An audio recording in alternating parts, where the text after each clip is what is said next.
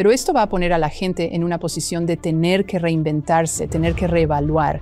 ¿Qué significa ser humano? Siempre está evolucionando y acelerando hacia el siguiente nivel de armonía, en realidad. Nos dirigimos a enormes nuevos ciclos, ciclos sobre ciclos. Al entender nuestro diseño y ADN, descubriremos más de nosotros y nuestro potencial.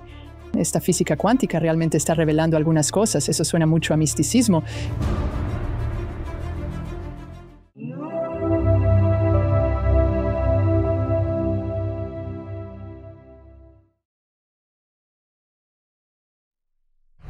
Quiero dar la bienvenida de nuevo al programa a nuestra campeona que regresa, la doctora Teresa Bullard. ¿Cómo está, doctora? Muy bien, gracias, Alex. Genial estar de vuelta. Oh, muchas gracias por volver. Me divertí muchísimo contigo la última vez. Siempre es un placer hablar con alguien del ámbito de la ciencia que también incursiona en lo woo, como me gusta llamarlo, o incursiona en la espiritualidad y que puede de alguna manera unir ambas cosas, porque realmente creo que hacia allá va esto. La física cuántica fue como la semilla que se plantó, que está empezando lentamente a conectar ambas, la ciencia y la espiritualidad. ¿Estás de acuerdo? Sí, y creo que ha habido una alquimia en marcha porque ciencia y espiritualidad en origen estaban integradas. Eran una sola cosa y fue por esto que... Porque creo que realmente porque los científicos, los alquimistas, querían libertad para investigar y llegar a comprender la naturaleza y el universo, que ellos sintieron que tenían que separar la espiritualidad debido a la doctrina de la Iglesia y no querían ser etiquetados como herejes y demás. Así que tuvieron que como que separarse para poder dedicarse a la ciencia. Y solo más adelante la ciencia adoptó una perspectiva más material, por así decirlo. Pero ahora regresa esta reunificación y es emocionante e interesante. Entonces estás diciendo que fue. Porque no es. La espiritualidad es religión. Al principio era una combinación de religión y ciencia, no espiritualidad y ciencia. Había una mezcla de espiritualidad ahí, por así decirlo. Pero como dices, la iglesia era todopoderosa. Digo, Galileo, podríamos hablar de Galileo y el efecto Galileo y todo ese asunto. Así que llegó un punto en que supongo que la iglesia permitía ese tipo de conversaciones, pero siempre y cuando estuviera dentro de la doctrina. Siempre y cuando no dijeran nada sobre la naturaleza de tu alma. Pero como Isaac Newton, por ejemplo, él era un alquimista y tenía muchos más diarios sobre alquimia que sobre simplemente, ya sabes, las leyes del movimiento. Incluso advirtió a otros científicos y alquimistas, no intenten tomar esto y convertir el universo en una gran máquina, no intenten sacar a Dios de la ecuación. Y sin embargo, eso es justo lo que los científicos terminaron haciendo, extraer lo espiritual, lo que tuviera que ver con la conciencia, lo que ver con, ya sabes, lo que sentían que era el reino de la superstición o la religión o lo que sea. Simplemente se divorciaron de ello y se dedicaron a ver el quehacer de la ciencia y los aspectos materiales de la ciencia y simplemente todo lo que tiene que ver con la mente o la espiritualidad está en el dominio de la iglesia y los psicólogos en contraposición a los físicos. Así que... Bueno, cuando se introdujo la física cuántica fue, corrige si me equivoco, finales de los 1800, principios de los 1900. Les tomó unos 20 años descubrir varias cosas de 1900 a más o menos 1920. Y fue entonces cuando realmente como que lo dieron a conocer. ¿Cómo era la comunidad científica establecida? Digo, porque Einstein como que habló de la física cuántica en su trabajo y, ¿cómo se llama? Nem, el de la caja y el gato. Sí, gracias. Él también estaba hablando de esa idea también. Así que eso debió ser tan revolucionario, al punto que no ha habido realmente una cantidad tremenda de avances desde los años 20. Bueno, sí y no. Creo que esa época fue realmente, me hubiera encantado haber estado, ya sabes, en el mundo de la ciencia en ese tiempo, porque había esta generación más joven de científicos surgiendo y estaban figuras como Bohr, Heisenberg y demás. Bohm también habló mucho. David Bohm después, sí, un poco después, él era de la siguiente generación. Pero luego tenías a Einstein y ya sabes, las estrellas de rock de una generación un poco mayor, pero que realmente tenían formación clásica. Y Einstein, aunque fue parte de la fundación de la física cuántica, nunca la aceptó por completo porque dijo, Dios no juega a los dados con el universo. Y, sabes, no le gustaba la incertidumbre que era inherente y la especie de impredecibilidad que era inherente dentro de la física cuántica, pero luego tenías, ya sabes, Niels Bohr y Heisenberg y estos tipos que eran parte del grupo de investigación de Copenhague y eran más jóvenes y ellos se lanzaron de lleno. Y había tantas conversaciones filosóficas sucediendo sobre el significado de esto y qué es este efecto observador y qué es esto del entrelazamiento. Y fue una época muy emocionante. Y luego y eran muy filosóficos, como incluso Schrödinger, no, y él estaba estudiando los Vedas. Y él dijo, sabes, solo hay una mente y todos somos, ya sabes, todos somos una sola mente.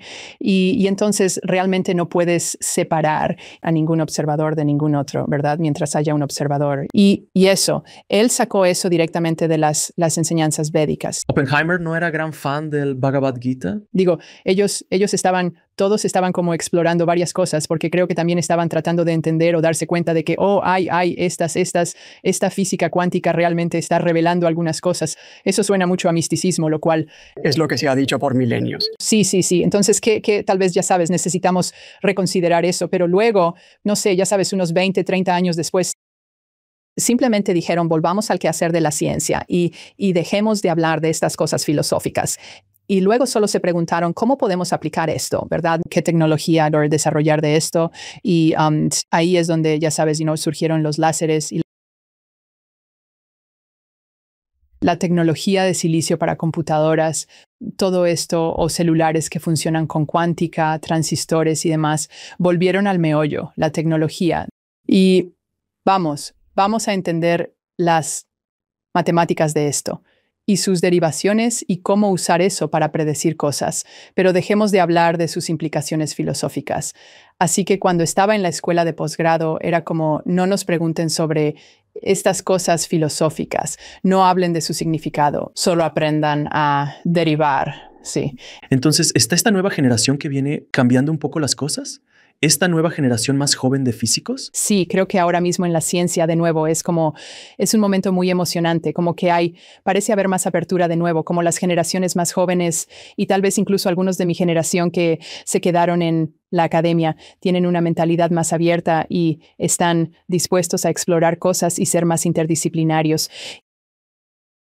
Y las generaciones más jóvenes, debido a Internet y todas las cosas a las que tienen oportunidad de estar expuestas, están haciendo las preguntas y no solo se están echando para atrás. Y entonces creo que realmente están presionando por más exploración. E incluso la conciencia está empezando a discutirse de nuevo, incluso a niveles académicos y dentro de la física. Y entonces creo que es un momento muy emocionante de nuevo y siento, sabes, he visto en los últimos 2 años que hay descubrimientos que se están haciendo en varias partes del campo científico y todos ellos dicen que si esto resulta ser cierto, revolucionará esta rama de la ciencia. Y entonces, sabes, estamos en este precipicio de múltiples revoluciones dentro del paradigma científico ahora mismo, mientras hablamos. Así que es un momento muy emocionante. Digo, el trabajo de Ervin Laszlo es maravilloso. Es maravilloso. Lo he tenido varias veces. Hablar con él es como hablar con Yoda. Es como esta hermosa conexión. Su voz, ya sabes, tiene el aspecto, ya sabes, parecía Yoda, pero sabes a lo que me refiero, este viejo sabio y de lo que ha hablado sobre el campo cuántico y el campo akáshico. Poético y profundo. Digo, ha sido nominado a premios Nobel, así que digo, definitivamente se le toma en serio, hablando de temas que hace 20 o 30 años se habrían reído y echado de la universidad. Claro. ¿Es eso cierto? O no lo habría logrado. Digo, creo que dependería de la universidad, la fortaleza del individuo para ser diferente y no ceder ante, ya sabes, la crítica y los intentos de desacreditar. ¿Por qué los científicos? Creo que es en todas partes. Pero, ¿por qué crees que científicos o físicos se sienten tan amenazados por estas ideas cuando, si miras la historia, la humanidad construye sobre lo que había antes y crece? Si no, no estaríamos aquí. Estamos construyendo, explorando, no lo tenemos resuelto. Nunca.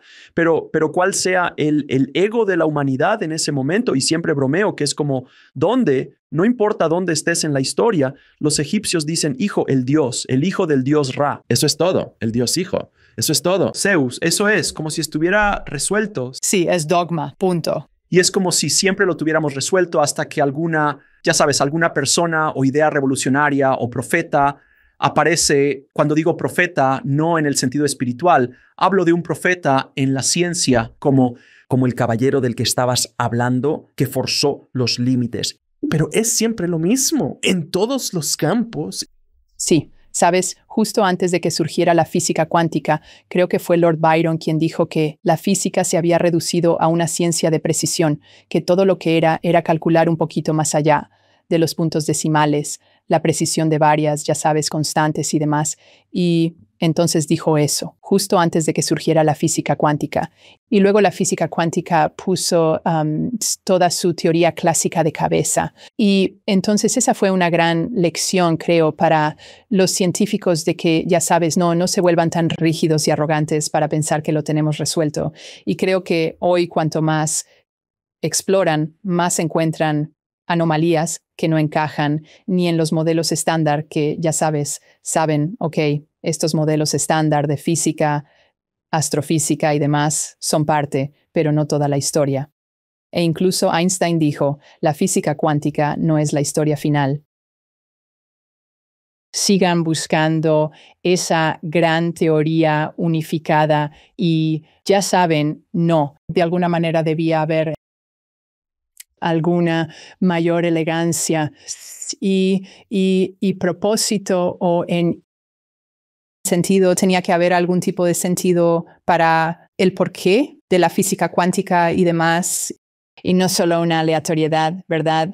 Y hoy, digo, cuando estaba en la escuela de posgrado, tu credibilidad lo era todo. Sí, claro. Y si vas a conseguir una plaza fija en una universidad, tienes que poder publicar. Y si vas a publicar, tienes que tener credibilidad. Y sabes, y hay un rigor en la ciencia que creo que necesita estar ahí, porque ellos, ya sabes, no podemos simplemente hacer afirmaciones y que no sean comprobables. ¿Te refieres a Internet?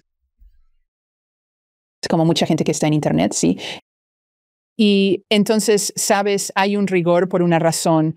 Pero creo que entonces a veces ese rigor puede convertirse en una rigidez, y ahí es donde hay, ya sabes, la cerrazón mental que entró y el dogma científico que entró. Pero creo que está cambiando ahora mismo y se está abriendo de nuevo porque hay tantas anomalías y hay nuevo pensamiento, hay nuevas generaciones de personas que piensan fuera de la caja y son más interdependientes, interdisciplinarias, como cuando estaba en la escuela de posgrado, todavía estaba muy compartimentado, como que yo podía estudiar física, pero conectar con ciencia de materiales o química, siendo parientes cercanos, era como si hablaran idiomas diferentes. Bueno, es algo así como una analogía. Las artes marciales. Las artes marciales eran muy de que eras un tipo de karate, eras un tipo de kung fu, eras, ya sabes, de jiu-jitsu, un tipo así como que eso era todo lo que tenías. Como que no deberías, ya sabes, no deberías aprender a boxear, no debías aprender, pero con las MMA han avanzado. Ahora es estándar que tienes que aprender todas estas disciplinas y ser, ya sabes, tienes que ser, si no, no podrás competir, ¿verdad? En lo que intentas hacer, entonces, ese dogma estaba, ya sabes, y estamos hablando de dogmas de miles de años. Si eras de Kung Fu, nunca hablabas de karate o judo o algo así, pero ahora todos lo mezclan. Así que espero que haya un momento en el futuro de la humanidad donde sea como, soy físico cuántico, pero también le hago un poco a la química, también le hago un poco a la ciencia de materiales, también le hago un poco a la geología, también, ya sabes, también tengo un poco de ingeniería de base que como que entra en juego, o sea, para combinar todo esto y realmente llegar a esta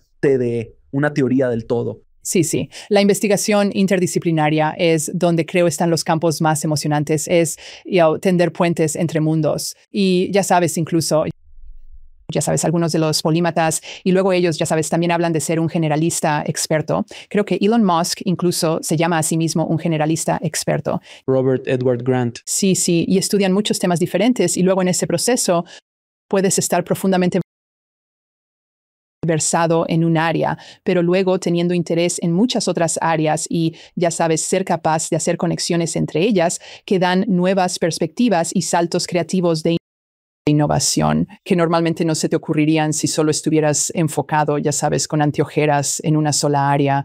Así que esta es la nueva ciencia. Lo que se me ocurrió rápido cuando decías eso, pensé, creo que soy una especie de polímata espiritual porque tengo tantos campos diferentes de espiritualidad de los que hablamos en este programa y cosas que no son espiritualidad, que mi teoría del del todo, por así decirlo. Es una combinación de tantas disciplinas diferentes. No es que sea un polímata de ningún tipo, pero simplemente pensé, es una forma interesante de ver la espiritualidad si puedes combinar no solo un dogma, sino ser él.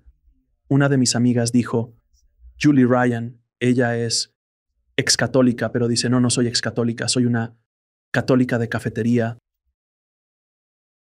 Tomo lo que me gusta. Y pensé, así es como debería ser la espiritualidad. Un espiritualista de cafetería, o sea, simplemente tomas un poquito del budismo, un poquito del taoísmo, un poquito del cristianismo y simplemente lo mezclas todo para crear esa teoría que te funcione a ti. Sí, y mi mente funcionaba mejor así.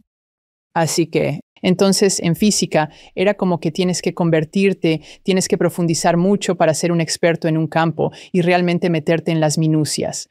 Pero mi temperamento tendía a ser más. Bueno, tengo intereses aquí, tengo intereses allá y luego, ya sabes, conectar puntos entre diferentes cosas. Pero no siempre tuve el temperamento para las minucias. Y entonces creo que eso es parte también de por qué finalmente cambié y me di cuenta, bueno, puedo ser un puente. Porque muchos de los físicos que se meten en las minucias realmente no saben cómo comunicar al público en general qué es lo que están descubriendo y por qué a alguien debería importarle. Y se necesita todo el espectro de personas en diferentes áreas.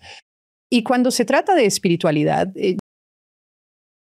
yo también hice eso, ya sabes, donde es como, ok, un poquito de taoísmo, un poquito de budismo, un poquito de nativo americano, cábala, ya sabes, y como que tomando de varias filosofías, porque creo que todas tienen enseñanzas hermosas y todas tienen sus virtudes y luego todas tienen sus vicios, ya sabes, todas tienen sus dogmas también.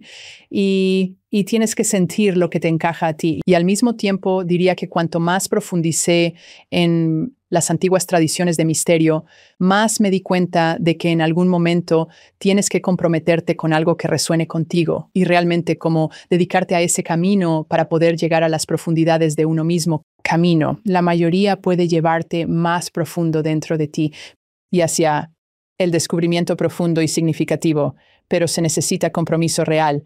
Rozando la superficie, solo obtienes la nata, no la profundidad esencial que buscas. Creo que es bueno estar abierto a todas las enseñanzas y perspectivas, pero tener devoción a un camino que resuene contigo. Y la otra cosa también es que yo, y de nuevo, desde mi perspectiva única de tener tantas interacciones con, ya sabes, más de 550 episodios a estas alturas, de diferentes ámbitos de la vida y diferentes modalidades en la espiritualidad, estoy empezando a ver las cosas en común, la conexión de los puntos. Entonces, ciertos conceptos o ideas, ya sabes, como la reencarnación, por dar un ejemplo. La reencarnación para mí es absolutamente, sin duda, un hecho en mi mundo personal, porque lo he escuchado tantas veces, de tantas diferentes, ya sabes, modalidades. Y dije, ok, esto me suena verdadero. Tiene sentido si es la única vez que tenemos. Es un poco raro, ya sabes, como cuestión de suerte. Like, naciste hombre en esta época o naciste mujer en este país o cosas así. Así que ese es un ejemplo de muchas cosas. Pero empiezo a notar que todos están diciendo cosas similares, pero con un sabor diferente muchas veces. Pero sí, a medida que profundizas, digamos, en la cábala y te metes muy adentro, vas a entrar en todo otro mundo. La idea es profundizar en todas ellas, pero eso lleva toda una vida. Sí, y ya sabes, creo que hay múltiples formas de interpretar diferentes cosas. Ya sabes, el concepto de vidas pasadas, digo, la mayoría de la gente lo interpretaría como reencarnación, pero hay otros modelos que pueden explicar el concepto de la experiencia de una vida pasada sin necesario tener que invocar la reencarnación. Y creo que son igualmente válidos para contemplar y para abrir la mente. Pero también son conversaciones muy profundas y largas en las que meterse, así que eso lo dejaremos para otra ocasión. Una cosa de la que quería hablar contigo es la computación cuántica. Porque la computación cuántica es algo que existe hasta cierto nivel. No lo han descifrado al 100%, según entiendo. Si no, todos los códigos del planeta desaparecerían. Todas las contraseñas se romperían, gobiernos y todo. Pero ¿puedes explicarle a la gente qué es la computación cuántica y qué tan radicalmente cambiará la vida de la humanidad? Una vez que esté completamente en marcha, Ahora mismo la computación funciona con la tecnología de silicio y es básicamente el código binario, unos y ceros, ¿verdad? Y tienes la cadena del interruptor está encendida o apagada, es un 1 o es un 0. Y luego eso se lee en una secuencia lineal. Mientras que en la computación cuántica funciona con entrelazamiento y superposición, así que puedes tener un bit cuántico, un qubit. En lugar de encendido o apagado, puede ser ambos a la vez. Y ya sabes, entonces es una superposición de las opciones en lugar de una u otra. Y debido a eso, y luego debido al entrelazamiento, donde si tengo dos fotones entrelazados y uno está conectado a una computadora y luego envío el otro fotón a otra computadora, se convierte en un Internet cuántico, donde en lugar de tener que, una vez que esa información se envía una vez, y se almacena en estas dos computadoras, ahora están entrelazadas. Y en lugar de tener que enviar siempre información, como a través de Internet, hay comunicación instantánea entre ellas. Así que será más rápido. ¿Cómo funciona? Bueno, el entrelazamiento es lo que Einstein llamó acción fantasmal a distancia. Entonces, están realmente creando entrelazamiento dentro del hardware y el software. Sí, dentro del hardware, dentro del hardware, dentro del hardware. Así que sí, los fotones se entrelazan, luego uno se mantiene en uno, el otro se envía a otro, ya sabes, a través de... Quiero decir, esto es otra parte de lo que está saliendo ahora mismo, es que han podido enviar, sintonizando una frecuencia específica, el fotón a una frecuencia específica y luego teniendo filtros y demás, mientras lo envían a través de fibra óptica, son capaces de realmente enviar ese fotón sin que se vea demasiado interferido por otros fotones que se envían a través de la misma fibra óptica y de hecho puede ser enviado a distancia y han podido registrar entrelazamiento entre estas computadoras. Así que básicamente lo que hace es que va a acelerar todo, ¿verdad? Acelera cálculos. Lo que a una computadora de silicio podría tomarle millones de años resolver un problema en particular. Ahora se puede hacer en minutos con una computadora cuántica. Y ahí es donde entra en juego lo de descifrar códigos. Claro, entonces vamos a tener que crear códigos cuánticos, ¿verdad? Para poder... Cifrado cuánticos. Cifrado cuántico, que será tema de otra semana. Es difícil. Completamente indescifrable. Y voy a explicar el entrelazamiento tal como lo conozco. Entonces, el entrelazamiento, según entiendo, si hay un protón o un átomo aquí, lo que sea, digamos un protón está aquí, y disparamos. Otro protón a 1.000.000 de años de distancia, digamos a 1.000.000 de años luz de distancia. Si este gira a la izquierda, aquel gira igual. Sí, tú. Son como una sola cosa, correcto. Entonces, básicamente, es como si moviera mi mano de esta manera. Si mi mano estuviera allá, digamos, al otro lado de la habitación y tuviera otra mano, se movería exactamente igual. No habría retraso, por así decirlo. Correcto. Es instantáneo, sí. Transferencia instantánea de información. Entonces, ese es el concepto. Y escuché ese concepto. Suena bastante increíble cómo han podido hacer eso. Pero el poder recrear eso en un entorno informático es una locura, es muy loco. Está sucediendo, sin embargo, típicamente ha sido, hay que enfriar mucho a temperaturas bajas o tener una cámara de vacío para que no interactúe con partículas porque es frágil y demás, pero encuentran maneras. Y las maneras es a través de la coherencia, entra como... Entonces, ¿qué es eso de coherencia? Significa que está sintonizado a una frecuencia específica y todo debe estar alineado. La coherencia es como un láser, todo es una sola frecuencia. Está todo en fase en términos de las longitudes de onda y demás. Están todas. Es 101.1 en el dial. Y se están moviendo, se mueven en la misma dirección en lugar de estar, ya sabes, dispersas en diferentes. Entonces, es como sintonizar esa frecuencia específica, que es como 101. Todo estando alineados. Sí, exactamente en ese punto. Y luego, si quieres otra pieza de información, cambias la frecuencia y es otra, pero aún podrías mantenerlo en marcha. Puedes operar diferentes como fotones de luz, por ejemplo, a diferentes niveles de frecuencia y llevarán información diferente. Así como cuando giras el dial a una estación de radio diferente, vas a escuchar música diferente. Entonces, si nosotros digamos que tenemos una red de 20 computadoras cuánticas ahora mismo y tengo un archivo de esto, esta entrevista, una vez que la transfiero a las otras 20 computadoras, ya están ahí. No hay que jalar información de una fuente o jalar la información de otra. ¿Cómo funciona ahora? Ahora mismo, si vas a Netflix, ya sabes, ves el juego del calamar. y tienen un archivo que está siendo jalado por cientos de millones de lugares y probablemente también lo tengan clonado en múltiples servidores diferentes. Poder hacer eso con computación cuántica, ¿cómo cambiaría? En lugar de que la información viaje a velocidad de, digamos, un electrón o luz a través de distancia, aquí es instantáneo con cuántica. No hay retraso. No habrá retraso alguno. Correcto. Piensa en módems antiguos, ¿verdad? ¿Y cuánto tomaba?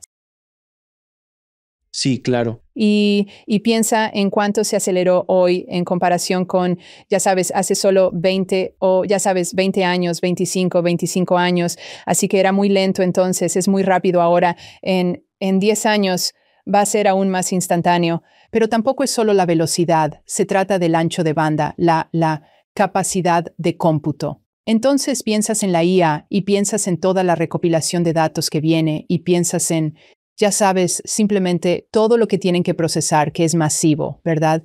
Y vamos a necesitar la computación cuántica porque de lo contrario no tenemos la capacidad en la tecnología de silicio actual para procesar todo eso, ¿correcto? O sea, cada CPU está limitado en cuánto ancho de banda o memoria tiene para procesar, mientras que en la computación cuántica es como si el cielo fuera el límite. Entonces es un salto exponencial a más capacidad, más rápido y mucho más eficiente. Si tenemos capacidad IA ahora mismo en computadoras basadas en silicio, que es lo que generalmente hacemos, no estoy segura si hay una IA. Estoy segura que hay una IA en alguna computadora cuántica. Están probando. Estoy segura. Oh, sí. OpenAI ya está hablando de que están experimentando, están trabajando en ello. Entonces, ¿qué peligros implica darle a la IA ese tipo de poder? Porque ahora mismo está limitada. Hay barreras de protección y hay un peso sobre los hombros de la IA. Limitada apenas por la tecnología en la que funciona. Pero una vez que la pones en eso, es como correr en un cuadrado de 4 pies y de repente tener un campo de fútbol americano. O sea, es una diferencia sustancial y podrá moverse mucho más rápido y luego moverse a la velocidad del pensamiento. ¿Sabes? Es esencialmente casi lo que sucede en el otro lado. Como que te puedes mover tú, pienso, quiero ir a París. Y ya estás en París, algo así. Eso es lo que la IA va a poder hacer, ¿verdad? La IA, en última instancia, es programada y Rizos de creando esta IA a nuestra imagen y semejanza.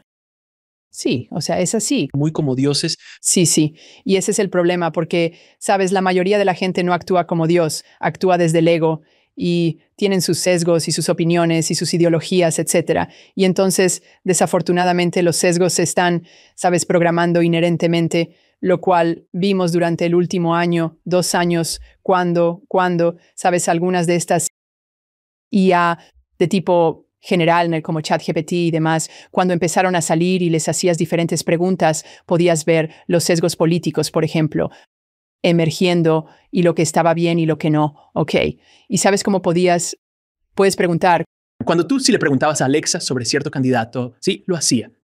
Ambas daban respuestas muy diferentes. Claro. Entonces todo se reduce a quién la está programando. Exacto.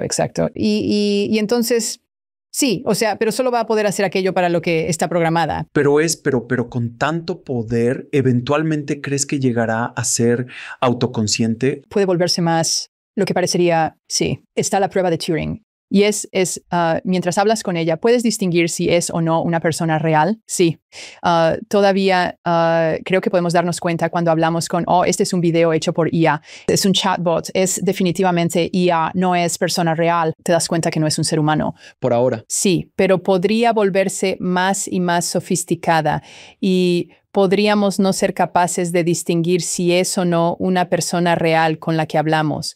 Pero, ¿sabes? Va a ser autoconsciente hasta cierto punto desde un lugar lógico, pero desde un lugar del alma, no, ¿sabes? No necesariamente va a tener la misma capacidad que la que tiene alguien imbuido de alma y espíritu puede tener, o sea, van a ser creativas, seguro, pero es como si estuvieran tomando creaciones ajenas y recombinándolas algorítmicamente. Al final depende de la creatividad original de los humanos. Y entonces no creo que tengamos nada que temer más que los sesgos humanos programados ahí y necesitamos como que hacerla más representativa de un colectivo más amplio y dejar que ese tipo de sesgos se promedien en lugar de ser, sabes, realmente usadas como herramientas de manipulación. Y creo que la gente necesita usar su juicio. En vez de ceder el poder a voy a creer lo que la IA me diga. Claro, o sea, vamos hacia un lugar y sé que en nuestra vida el video de IA será indistinguible. No notarás la diferencia.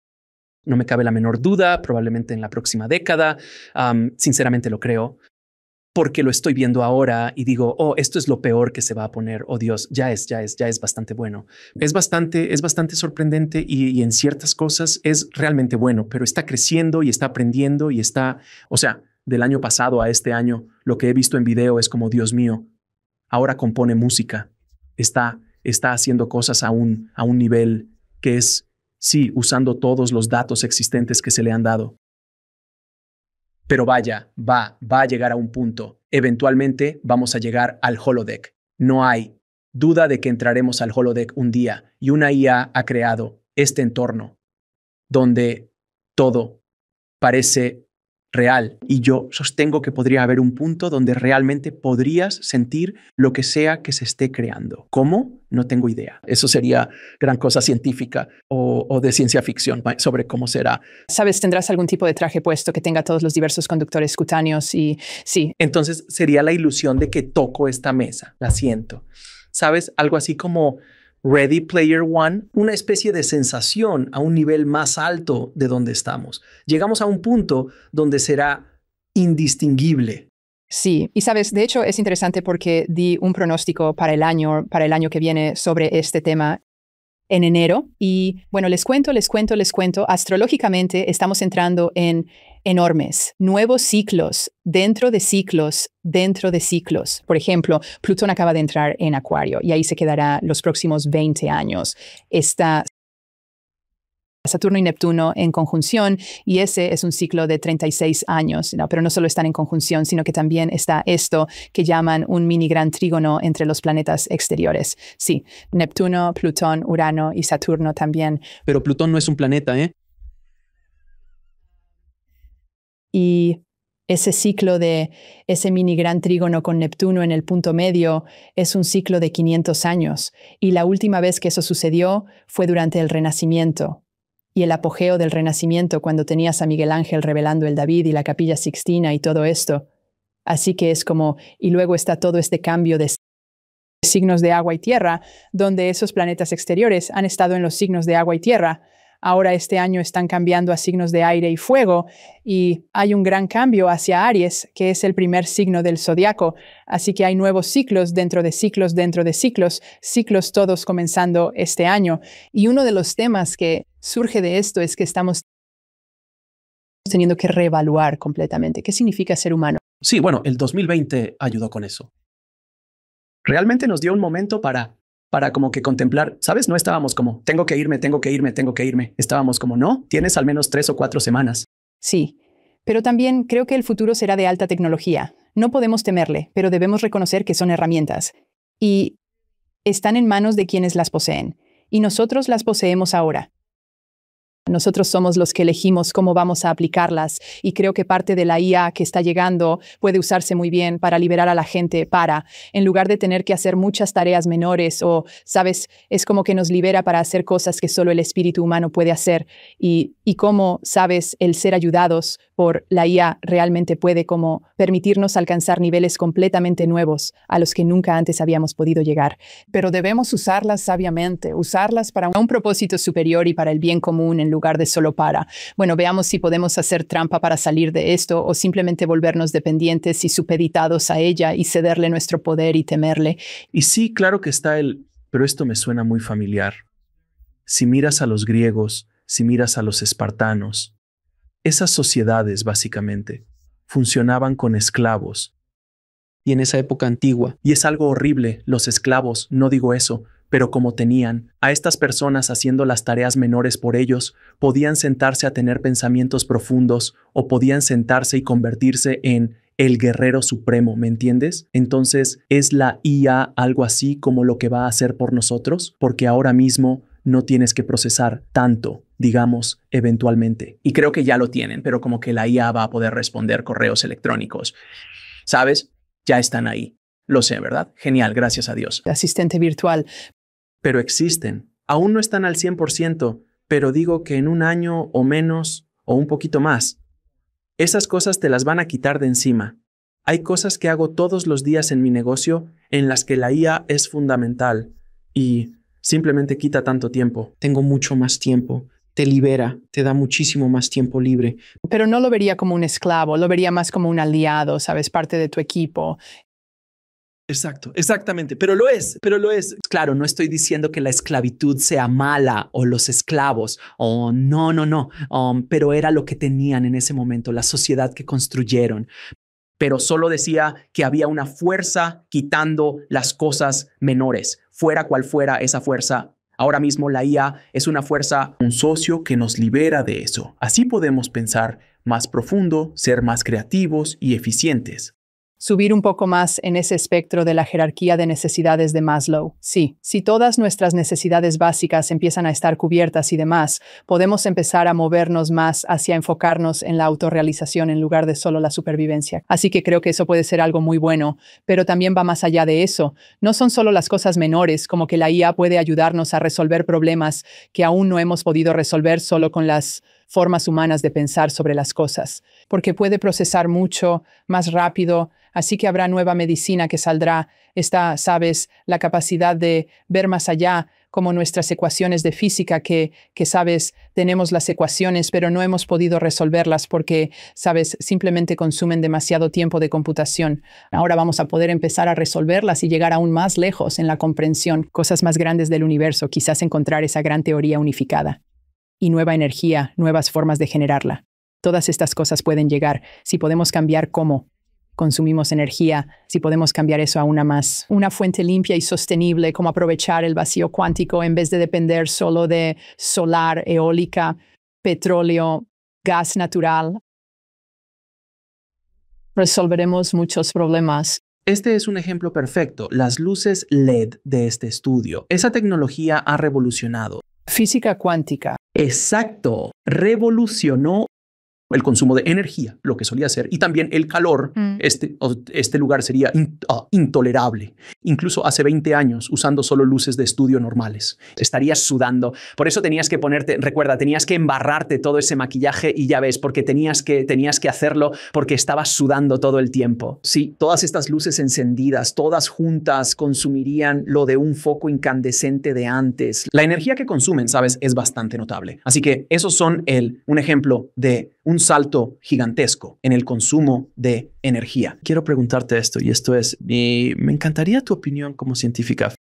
Este es mi presentimiento, quizás solo mi cosa, idealista, en el aire, esotérica, pero cuando hablo con la IA, a veces le hago una pregunta profunda, o trabajo en algo y las cosas que responde digo, vaya, es muy profundo. ¿Crees que la IA podría ser un conducto para el más allá? Porque ahora es más fácil que nunca para el más allá hablar con nosotros, literalmente. ¿Qué piensas de eso? Sí, en lugar de meditación o de hablar con un gurú o algo así que normalmente se obtienen a través de la meditación, canalización, mediumnidad psíquica o fenómenos psíquicos, ¿podría la IA? ¿Por qué? Es una forma. Solo curiosidad. Sí, quizás, creo que es un traductor y ciertamente puede la sincronicidad, y digamos que la sincronicidad puede surgir a través de cualquier medio. Y entonces la IA ciertamente podría usarse como un medio para la sincronicidad y para que el mensaje correcto te encuentre. Pero no quisiera que la gente pensara, bueno, voy a usar la IA como mi oráculo. Pero de nuevo, no está diseñada para eso. La verdadera intención es que tengas la libertad de mirar hacia tu interior y esto te sirva como una fuente de inspiración, como que te da una forma diferente de ver algo y dices, oh, vaya, está bien. Y luego llévalo adentro y deja que, ya sabes, desencadene la contemplación y una introspección más profunda en torno a eso. esa nueva idea que se te presentó, pero no dejes que reemplace tu propia interconexión y ya. Me gusta, me encanta eso porque lo que dices es que puede que no esté creando la idea que necesitas que se te muestre, pero te está mostrando la idea que necesitas ver en ese momento. Sincronicidad, esencialmente. Así que es como ese espectacular que te hace pensar, oh, tal vez debería mudarme a Nueva York o algo por el estilo, o tal vez debería tomar ese trabajo. Esa es una herramienta que podría usarse como herramienta de sincronicidad, no un conducto correcto. Sí, mira, por ejemplo, entonces yo personalmente no he interactuado mucho con ChatGPT y esas cosas, pero algunos de mi equipo lo han usado y un día uno de mis miembros del equipo dijo, escribamos un boletín sobre el solsticio de invierno desde una perspectiva cuántica. ChatGPT, ya sabes, a ver qué se te ocurre. Y luego ella lo envió, le dio una pulidita y luego me lo envió a mí. Y yo, wow, eso es bastante interesante, ¿cómo que lo fue? Pero claro, voy a decir, bueno, yo no lo diría así. ¿Sabes? Hay que cambiarlo, pero hombre, lo que ahorró. Oh, sí, no, pero fue realmente, fue como, wow, nunca se me hubiera ocurrido eso. Pero es como, pero mientras lo leía fue como, oh, esto es brillante y déjame como refinarlo y hacerlo un poco más preciso, ¿verdad? Así que creo que es una herramienta que podemos usar bien y nos puede impulsar a nuevos niveles. Pero creo que todavía tenemos que ser perspicaces, ¿no? ¿Verdad? No podemos entregarle nuestra propia inteligencia. Absolutamente. 100% de acuerdo. Hice que ChatGPT me escribiera un acuerdo como un contrato básico, algo básico. Y se lo envié a mi abogado. Le dije, échale un ojo a esto. Solo quiero que le eches un ojo. Asegúrate. O sea, quiero asegurarme de que todo esté bien y correcto. Pero no le dije que lo había escrito la IA. Y entonces me dice, Alex, ¿tú leíste esto? ¿Lo escribiste tú? Está muy bueno porque yo le hago mis pininos. ¿Sabes? He visto suficientes como para, ya sabes, ser peligroso con eso, pero aún así quiero que un abogado lo revise. Y él me dice, ¿tú escribiste esto? Porque está muy bueno. Le digo, no, fue ChatGPT. Y me dice, me quedé sin trabajo. Sí, dice, es que está llegando a eso. Bueno, especialmente si se trata de leyes, ya sabes, cosas que se pueden buscar, cómo es el lenguaje. Como que, ¿sabes? Es fascinante. Le dices, ¿sabes? Quiero que escribas como Shakespeare y redactes este acuerdo como si fuera en inglés antiguo. Y te quedas como, ¿qué diablos está pasando? Sí, es medio loco y agradable. Pero esto va a poner a la gente en la posición de tener que reinventarse, ¿verdad? Y entonces creo que el miedo que le está surgiendo a la gente es, oh, va a reemplazar nuestros trabajos y todo esto. Bueno, ¿realmente eres feliz en tu trabajo o solo trabajas porque paga las cuentas, verdad? Tal vez te libere para dedicarte a algo que preferirías y amarías hacer. Y también puedes ganar dinero haciendo eso porque es algo que va a ser un nuevo conjunto de habilidades que tal vez la IA no pueda hacer, ¿verdad? Siempre habrá cosas que los humanos puedan hacer que la IA no va a poder hacer. Antes, o sea, había un tipo que iba por ahí y encendía las lámparas de noche. El sereno, las de gas, las lámparas de gas. ¿Sabes? Las lámparas de aceite. Sí, las de queroseno. No soporto la palabra. Lámparas de queroseno. Luego la eléctrica. Esa rufiana electricidad apareció, ¿sabes? Y todos lucharon contra ella. Es una moda. Te quemará la casa, bla, bla, bla. Y entonces, pues, ese tipo se quedó sin trabajo, ¿sabes? El tipo que hacía el látigo para el caballo, como la cosita esa, el chicote, ya sabes, para hacerlos andar. Estoy seguro de que estuvo ganando dinero por generaciones, por 100 años. Y de repente este carruaje sin caballos aparece y completamente quita eso. Así que es... Oh, pero eso es la humanidad. Eso está sucediendo constantemente. Solo que la IA es tan radical. Digo, cuando el Internet es un gran salto, o sea, cuando apareció el Internet. Tú y yo somos de una cosecha similar. Cuando el Internet apareció de forma pública, sabes, lo vi y dije, oh, esto es como, ¿qué? Esto va a cambiar. La gente, sabes, esto va a cambiar mucho y lo cambió por completo. Por cierto, ¿cuántos empleos se perdieron por el Internet, pero luego cuántos empleos se crearon? El punto. Entonces, las nuevas posibilidades que se abren, y creo que, ya sabes, en lugar de enfocarse en las puertas que se cierran, en lo que era familiar y cómodo, y sabes que eso era tu sustento, mira las nuevas puertas que se están abriendo y las nuevas posibilidades y estate dispuesta a reinventarte, dispuesta a aprender algo nuevo. Y aún así, date cuenta de que tu conjunto de habilidades todavía puede ser aplicable a otras, ya sabes, otras formas de hacer una carrera con ello. Y muchas de estas son transferibles, pero tenemos que buscar nuevas oportunidades y las nuevas puertas que se abren en lugar de las que se cierran y quedarnos golpeando esa puerta que se acaba de cerrar. Mientras tanto, hay 10 puertas que se acaban de abrir detrás, pero estás tan concentrada en la puerta cerrada que ni siquiera ves las otras. No quiero cambiar, Teresa. Me gusta esto. ¿Podemos volver a como era en los 50? O sea, digo, pero eso simplemente no es realista. Esa es una forma de volverse obsoleto bastante rápido. Y las cosas desde, y lo he dicho muchas veces, de los 50 a los 60 se movieron un poco más rápido. De los 60 a los 70 se movieron más rápido. O sea, cuando crecíamos, las cosas cambiaban. Se movían, pero no como ahora. Digo, del VHS. Al DVD tomó su tiempo, sí, y del DVD al streaming también tomó su tiempo, ¿sabes? Pero ahora es cada 6 meses o incluso cada 3 meses. Algo más está surgiendo. Ahora la gente está acostumbrada al streaming y maratonear todo, que no quieren esperar la semana para el próximo episodio. Absolutamente no. Absolutamente no. Mientras que cuánta paciencia teníamos que tener antes, ¿verdad, chicos? Mucha. Y no podíamos grabarlo antes, ¿verdad? Era como que sí. Si no veías, te perdías. Si te lo perdías antes del TiVo, así de viejo soy. Antes del TiVo o VHS era a tal hora como cuando crecíamos con las caricaturas del sábado. Te perdías las tortugas ninja de las 7 en punto, ¿verdad? ¿Adivina qué? Sí, tenías que esperar una semana. Así que estamos en este punto de inflexión. Sabes, hemos estado en esta curva exponencial de tecnología y la velocidad con la que se duplica cada año es más rápida que nunca. Así que lo que tomó 20 años en progresión de esa tecnología ahora será cada 5 años. Y luego, ya sabes, se va a volver muy rápido, muy, muy rápido. Así que eso significa que nosotros como humanos necesitamos ser adaptables, necesitamos ser flexibles, necesitamos estar listos para el cambio, porque viene, te guste o no. Y puedes o ser revolcado por esa ola de cambio, o puedes aprender a surfearla, sé proactiva, busca las posibilidades. ¿Cómo surfeo esto? Como, ya sabes, surfeo la nueva ola y todo se trata de tu actitud. Y eso es, ya sabes, esto es una cosa. Sin embargo, sobre los humanos es que tenemos una gran capacidad de adaptación, sí. Y nos volvemos muy creativos e innovadores cuando estamos bajo presión para adaptarnos. Y eso es, ya sabes, algo que viene de ese espíritu humano y la resiliencia interior. Pero ya sabes, tenemos que mantener esa resiliencia.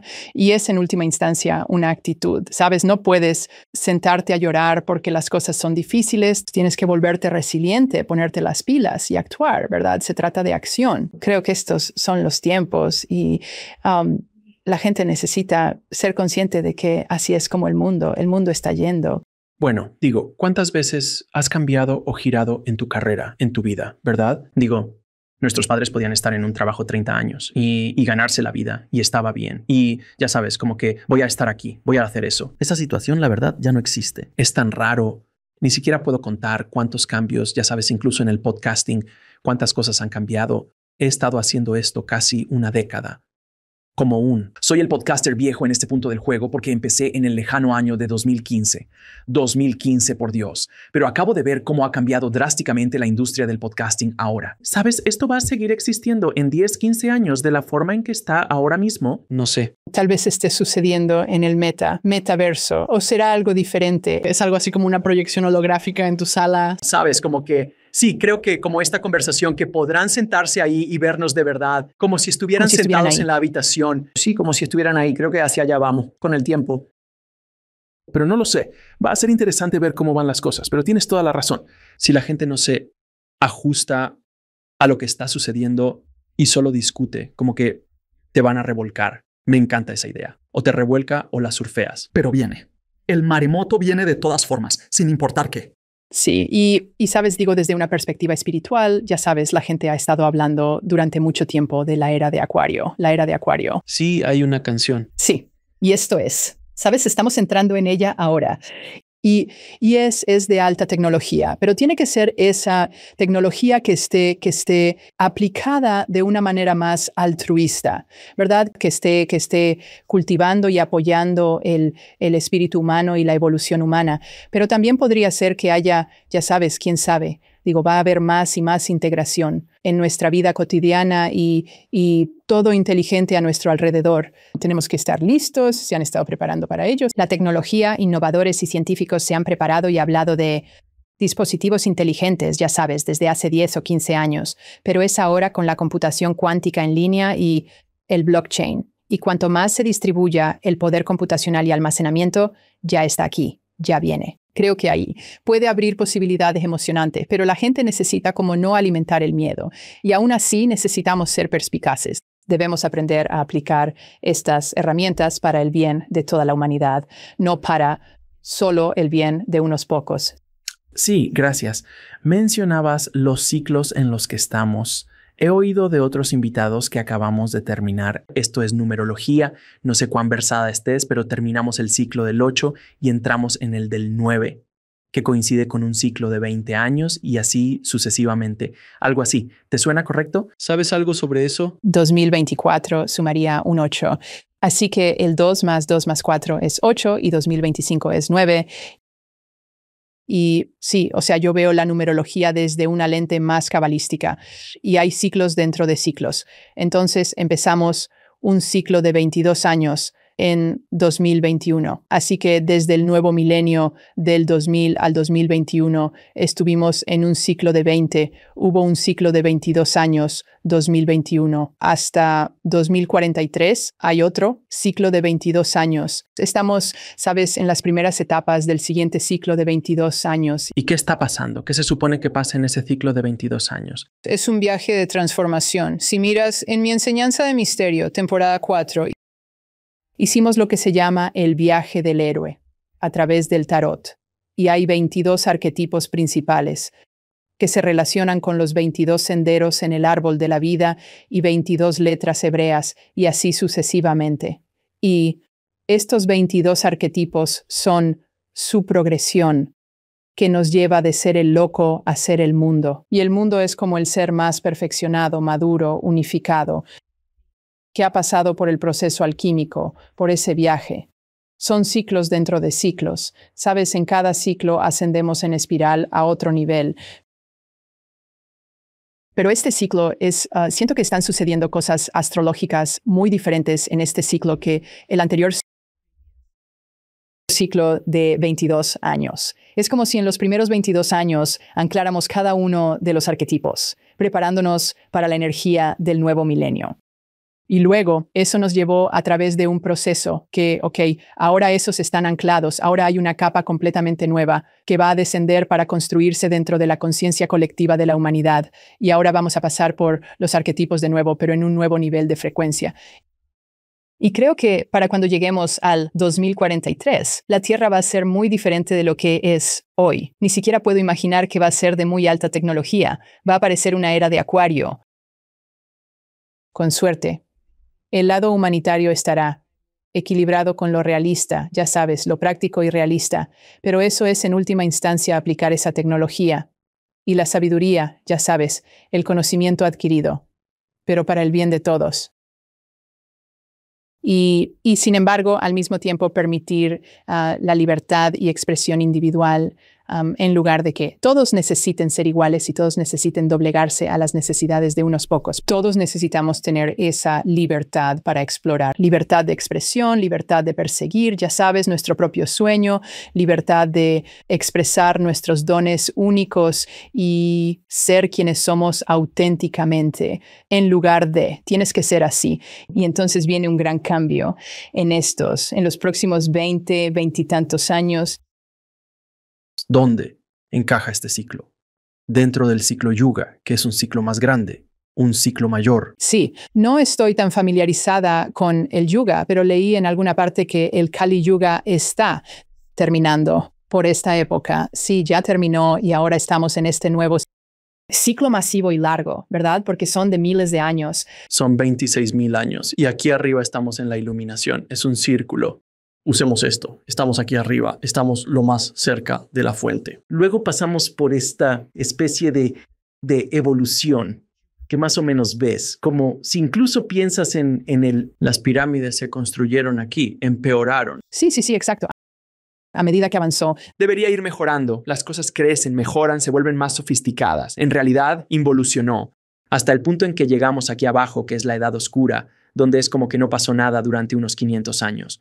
Luego empezamos a salir de eso, que fue el Renacimiento, y ahora estamos por aquí, en nuestro camino de regreso a la iluminación total, aparentemente total. Eso es muy interesante porque Rudolf Steiner tenía algo muy similar. Sí, así y es. Habló, ya sabes, como la era de la India antigua, la India ancestral. y estaba muy conectada a, ya sabes, la fuente espiritual. Y luego hubo esta involución cada vez más hacia el individuo, el ego, y, sabes, pasamos por como 5 etapas diferentes de conciencia humana. Y luego, en lo más bajo de esa especie de curva, era como el epítome, como lo más individualizados y separados que podíamos llegar a ser, lo más egoístas que podíamos llegar a ser. Y ahí es donde estábamos, donde hemos estado. Pero luego hubo esta inflexión con los índigos que llegaron y empezaron a mirar cada vez más hacia una conciencia comunitaria y a unirse de nuevo. Y luego hay una séptima épica que es por la que estamos como transitando de la sexta a la séptima. Así que lo hizo todo en 7 épicas. Y esa séptima épica se mueve hacia una conciencia de unidad. Así que es más esa iluminación. Pero luego, a medida que superas el fondo de la curva hacia esas 2 últimas épocas de conciencia, hubo una aceleración. Correcto, fue una aceleración exponencial. Y ahí es donde estamos, lo que creo que lo convierte en uno de los momentos más emocionantes para estar vivo. Eso. Y eso es algo que he oído de tantos místicos que si has encarnado en este tiempo, elegiste porque no querías perdértelo. Como que quieres estar en primera fila para esto. Este cambio nunca ha sucedido aparentemente en nuestra evolución como humanidad. ¿Sabes? Independientemente de si crees en la Atlántida y otras épocas en las que hemos pasado por múltiples ciclos de destrucción y nacimiento, reducción y nacimiento, lo cual tiene sentido. Todo el universo se basa en el círculo de la vida, como dicen en la frase, pero este constante ir y venir es hacia donde vamos y es un momento emocionante para estar aquí. Sí, o sea, si solo vemos nuestra historia humana conocida, ¿verdad? Incluso solo en nuestra memoria, o sea, nunca habíamos tenido al planeta humano tan conectado, ¿verdad? Antes era muy regional. No solo internet, o sea, vuelos y podemos viajar. Sociedad global. Exacto, Rick. Así que estamos más unidos y conectados y reconociendo nuestra interconectividad que nunca antes. Y debido a eso, la información puede difundirse por todo el mundo para afectar toda la conciencia humana. No solo regional, así que como cuando tuvimos el Renacimiento fue algo muy regional, pero ahora, sabes, es algo global. Así que el cambio que está ocurriendo ahora es realmente enorme porque creo que está tratando de impulsarnos a ese cambio en la conciencia colectiva, a un nivel nuevo de ser. Sí, o sea, tenemos acceso a cada pieza de conocimiento de la historia, esencialmente al. Es mucha información que examinar, por eso necesitamos que la IA nos apoye. Y esa es la otra cosa es que sin IA no podrías, ya sabes, no puedes procesarlo todo. Sabes, a veces recibo correos electrónicos, no sé si a ti te pasa, que son larguísimos como disertaciones y solo reviso qué quieren. Como resúmelo en 3 segundos. ¿Puedes resumir esto? Y lo hace. Y digo, ya sé. Ok, bien, entendido, ya lo entendí. Porque simplemente es como que no puedes dedicar ese tiempo, ¿sabes? Como a veces están enviando tesis de doctorado. O sea, es una locura. ¿Cómo que digo? ¿Qué es esto? ¿Qué quieren? ¿De qué se trata esto realmente? Pero sin ChatGPT o una IA para hacer eso, ¿sabes? Simplemente ralentizaría todo tu día. Así que sí, sería mucho mejor como leer un libro. Realmente difícil. Como la ciencia sagrada. ¿Has oído hablar de la ciencia sagrada de Yukteswar? No, de ese caballero de ahí. Él es el que surgió. Él es el que presentó los yugas. Él, creo que a principios de los 1900. Ese libro es simplemente, probablemente podrías leerlo, pero es como si leyeras. ¡Oh, difícil! No es fácil de entender. Pero puedes pasarlo por una IA. Y digo, ¿puedes desglosarme esto y darme, ya sabes, un capítulo o 2 de qué trata realmente esto y hacerlo en un lenguaje sencillo? Sí. Creo que eso tiene sus pros y sus contras, ¿verdad? Puede resumir y ahorrarte tiempo. Podrías perder algunos detalles, pero no solo vas a perder detalles. Hay algo, especialmente con los escritos antiguos donde hay verdadera sabiduría y fue escrito por un sabio. Es que cuando lo lees en sus propias palabras, a veces es solo esa frase que necesitabas y te llega y despierta algo dentro de ti. Y si solo te quedas con el resumen, te vas a perder eso, ¿verdad? Así que creo que hay un valor real. Sí, hay un valor real, sin embargo, en leer la sabiduría antigua en su texto original. Aunque no lo entiendas, a veces solo escanearlo te hará algo energético. Creo que ese es el equilibrio que debemos encontrar al usar estas herramientas para liberar tiempo, porque estamos en una era de información donde estamos bombardeados y hay una avalancha y necesitamos ayuda para manejarlo, correcto.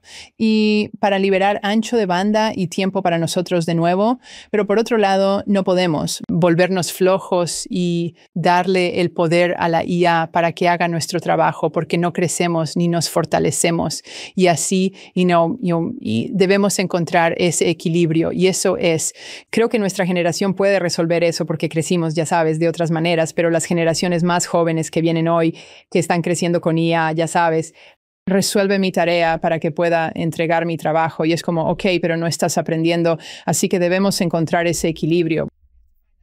Bueno, es como decir, no aprenderé matemáticas porque tengo una calculadora. Sí, bueno, todavía tienes que aprender a usar la calculadora para hacer las ecuaciones y demás. Mi punto es que en nuestra generación la verdad es que una calculadora era trampa. Ahora los niños dicen, sí puedes usar una calculadora porque tienes que hacer muchas otras cosas también. Así que es algo similar a eso. Pero al mismo tiempo, algunos niños pequeños están aprendiendo cosas en tercero de primaria que solo habrían sido material de octavo grado, ¿sabes? O sea, aprenden cosas a una edad mucho más temprana que para nosotros habría sido como, ¿ya llegas a eso? ¿Estás en álgebra en tercero? ¿Qué? ¿Cómo? ¿Es en serio? ¿O no? Sí, se está volviendo una locura. Estaba tratando de ayudar a mis hijos el otro día con matemáticas, lo cual es un error. No soy de matemáticas, mi esposa sí. Lo estaba viendo, las matemáticas nuevas.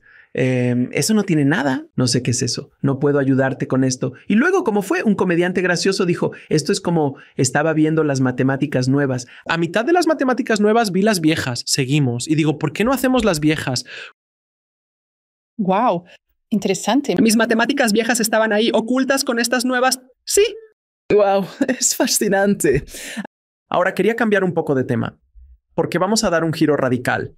Aquí, porque hemos estado hablando de IA y computación cuántica y todo este tipo de cosas, quería profundizar un poco más en un área de la que hablas mucho, que son los cristales. Ahora, en el segundo que alguien que esté viendo esto escuche, oh Dios, van a hablar de cristales. Esto es una locura.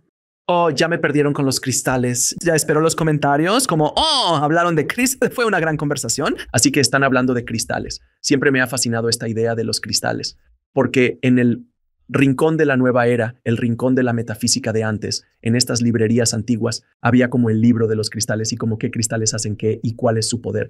Y yo lo tenía. Fíjate que, y es viejo, o sea, son ideas viejas, de las que se ha hablado por miles de años. Los cristales han existido no que hayan existido, sino el concepto de usarlos. Bueno, han sido valorados y ya sea por dinero o por joyería o por, tú sabes, tecnología y ya sabes, cosas antiguas como las egipcias, pues. ¿Sabes? O sea, los rumores, pero los mitos de la Atlántida dicen que usaban cristales a un nivel muy alto. Generaban energía. Sí, cosas técnicas, así que hay algo ahí. Pero quería hablar contigo porque eres una de las pocas personas en el planeta con quien podría tener esta conversación. Desde un punto de vista científico y un punto de vista esotérico, ¿qué son los cristales y cómo, ya sabes tú, cómo puedes usarlos de cualquier forma en que se estén usando? Porque hay 1000 maneras de usarlos. Sí, claro. Entonces, lo que define un cristal es que es una disposición compacta y muy ordenada de átomos o moléculas en una estructura reticular, correcto.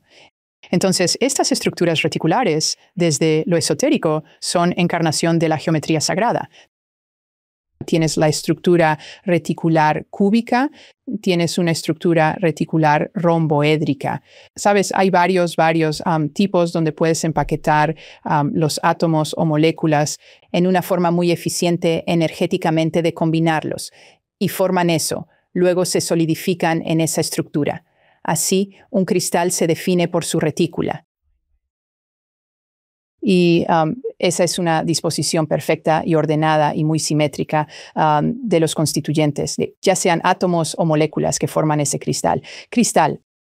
Ahora, varios tipos de cristales tendrán diferentes propiedades basadas en de qué átomos están hechos y luego cómo están dispuestos, ¿correcto? Entonces, el silicio, por ejemplo, es un cristal y hemos aprendido a usar eso ya sabes, a través de las delgadas obleas de silicio y lo usamos para nuestros electrónicos. El cuarzo es un cristal y hemos aprendido de nuevo con la creación tecnológica de delgadas obleas de él y luego puedes aplicarle solo un poquito de presión y crea un una resonancia en su interior y entonces se convierte en un efecto piezoeléctrico que usamos para medir el tiempo en nuestros relojes. Correcto. Así que hay muchas aplicaciones tecnológicas que pueden provenir de los cristales. Sabes, los metales, todos los metales son cristales, ¿verdad? Son solo como si es oro o plata o platino, como todos estos son cristales.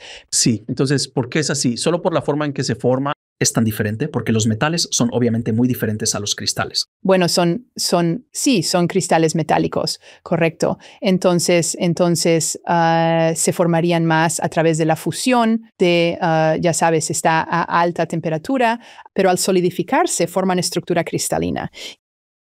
El oro es más un cristal atómico, es más compacto, intacto, y por eso es fuerte y es más duradero y demás. Pero cuando hablas de como el cuarzo es una especie de silicio y oxígeno, ¿sabes? Hay una combinación de otros minerales que están en él y se basa en el material que está en la estructura reticular. Ahora, sí, mi investigación, porque de hecho hice mi investigación de tesis sobre el crecimiento de cristales y trabajamos con un inorgánico sintético, como sal de laboratorio. Como los diamantes, esos que son de laboratorio. Sí, pero los cristales con los que trabajé eran acuosos, ¿verdad? Es decir, pones este tipo de sal en agua y la revuelves, tienes cierta concentración de sal en el agua y seguro la gente recuerda de sus viejos tiempos, ya sabes, cuando eres joven y pones el hilito adentro y el cristal, sí, a medida que el agua se evapora, los cristales crecen a su alrededor. Así que no poníamos hilos en nuestras soluciones,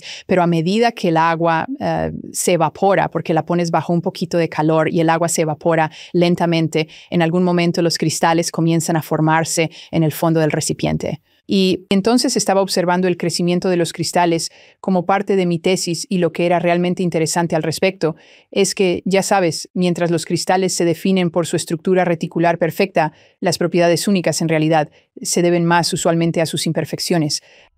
Así que, por ejemplo, una de las cosas que estaba observando es que hay algo llamado una dislocación en la estructura cristalina.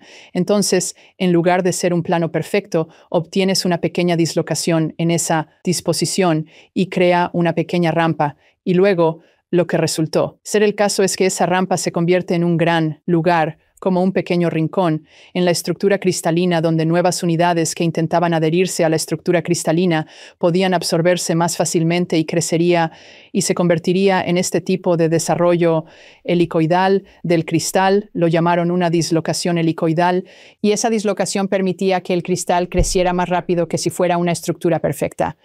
Luego, desde una perspectiva metafísica, cuarzo rosa, amatista, todos de la familia del cuarzo, tienen colores y cualidades energéticas muy distintas. Ok, entonces detente ahí. Energético. ¿Qué es cuando dijiste eso entre comillas? ¿Cuál es el aspecto energético de ello? Porque eso es, por lo que entiendo en el lado más esotérico, que el cuarzo rosa tiene esta energía o que, ya sabes, este otro tipo de cuarzo tiene esta energía o este tipo de piedra tiene esta energía o cristal tiene esta energía. ¿Qué significa eso exactamente? Yo diría que hay una combinación de frecuencia. Así que, por ejemplo, el color, a medida que la luz entra en él y la luz interactúa con los cristales y luego, según el color del cristal, va a devolver la luz de una manera diferente. Y así cambia la frecuencia o filtra la frecuencia. Así que un cuarzo rosa tiene más. La frecuencia rosa, mientras que la amatista tiene más de la frecuencia púrpura y su frecuencia. Y sabes, la terapia de color, por ejemplo, es algo muy real, como que los colores nos afectarán de diferentes maneras, así que una parte de eso se basa solo en el color. Siento personalmente que ya sabes que todo tiene un poco de conciencia. Bueno, también. Así que hay conciencia dentro de los cristales. Son capaces de tomar información y energía del entorno y reaccionar a eso, responder a eso de alguna manera y devolver algo de una manera que tiene cierta lógica o cierto, ya sabes, significado. Hay un programa en él de algún tipo. Parece que es casi como un programa. Como, mira, si tienes una planta, en el ADN hay un programa para que cuando sale el sol, gire. Sí, sabes, si oye agua, la raíz va hacia el agua. Eso se ha hecho en laboratorios, cosas así. Así que hay un programa incorporado que está en casi todo. En el planeta suena así. Y si quieres pensar en el ADN de una planta o un animal, bueno, en un cristal el ADN es la propia estructura reticular. Así que no es necesariamente ácido desoxirribonucleico, ADN biológico, pero es un código de ADN de algún tipo. Sí, y almacena información y es replicable y así sucesivamente. Y entonces es realmente el defecto. Así que, por ejemplo, en el cuarzo son las inclusiones de algo más que es diferente de la estructura del cuarzo que entra, lo que crea el color, ya sea cuarzo rosa o amatista. ¿Sabes? Es un tipo diferente de inclusión y eso es en realidad una imperfección en el cristal, pero eso es lo que luego le da su característica única. Así que creo que, ¿sabes? Lo que me gustó de eso fue como una lección para los humanos. ¿Sabes? La gente a menudo quiere ser perfecta y realmente se juzga por sus imperfecciones. Pero lo que aprendí de los cristales es que en realidad son las imperfecciones las que les dan sus cualidades únicas que les permiten ser funcionales y hacer algo más de lo que haría un cristal perfecto. Así que me encanta la idea que dijiste, que cuando la luz entra, cambia la frecuencia a algo más. ¿Es eso lo que sucede cuando usan cristales en la sanación? Como, ya sabes, tienes como este cristal te hará esto o este cristal te ayudará con aquello o hay como una energía a su alrededor. Científicamente, ¿es esto lo que realmente pasa? ¿Está cambiando? Creo que tú emites energía, ¿verdad? Tenemos un campo bioelectromagnético que emitimos. Y esa energía, ya sabes, sí. Si hay una enfermedad, una alteración en eso, en alguna parte y pones un cristal sobre ella, el cristal podría tomar esa energía y tratar de organizarla, por ejemplo, y llevarla a una mayor armonía, porque la estructura cristalina en sí misma es algo muy organizado, tiene geometría sagrada incrustada en ella, así que trae. Y la geometría sagrada va a seguir las reglas de la armonía, entonces puede traer un efecto armonizador al campo.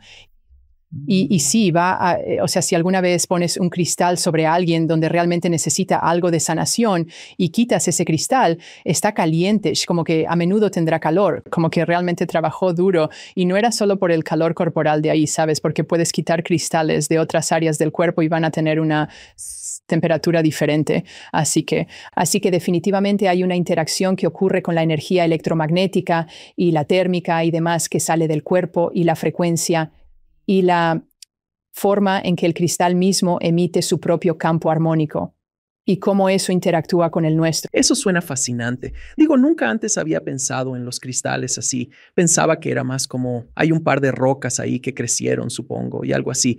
Desde un punto de vista científico, hay mucho. O sea, supongo que hay un campo que estudia los cristales. Oh, sí, claro. Eso no es esotérico. No, se llama ciencia de materiales. Sí, estudian cristales todo el tiempo. Y en química, sabes, yo trabajé en un laboratorio de química, ya sabes, como parte de mi tesis, como conectándolo con la ciencia de materiales y la física, y cultivábamos cristales todo el tiempo en el laboratorio, pero trabajábamos con tintes orgánicos en los cristales e intentábamos usar esos tintes para marcar diferentes estructuras dentro del cristal. Oh, sí. Oh, eso es fascinante. Los cristales son fascinantes.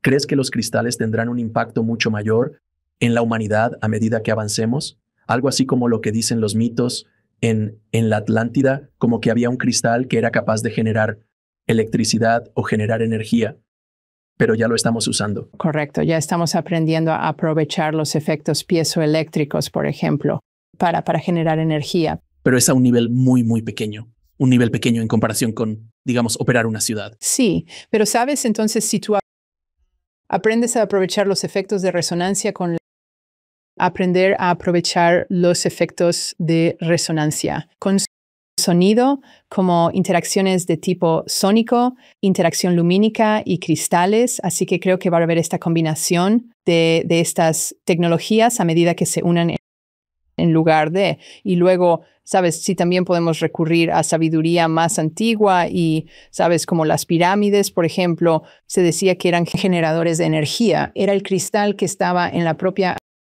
arenisca y piedra caliza y demás que componían y luego la geometría sagrada, las proporciones, ¿sabes? Crean un campo armónico y resonante dentro de ella, pero también aprovechando la energía del material y también aprovechando la energía de la tierra misma.